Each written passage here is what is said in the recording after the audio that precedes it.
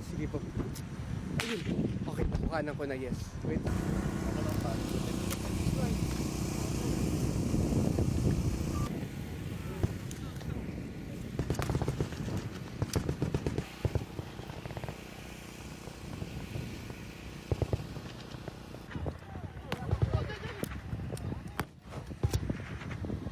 Dagit pa means dagat, langit at lupa, wherein ang talagang purpose nito ay matest yung interoperability ng ating armed forces.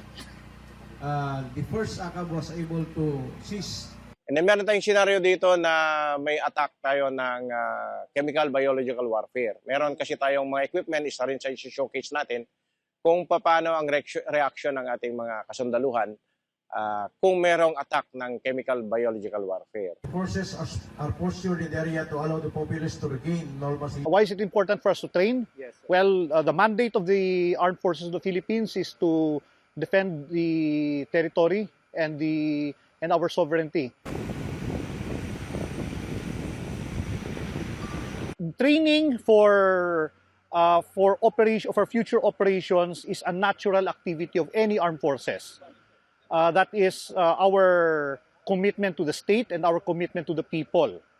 So this is, I would believe, very normal for any armed forces, not even in the Philippines, but also for other countries. Warmongering means we are looking for a fight, but this one is a demonstration of our capability to defend our territory. We are improving every single day with our exercises.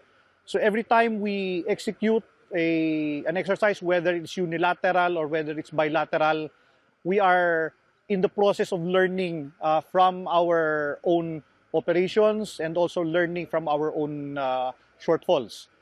So every time we do this, it is a step in the right direction.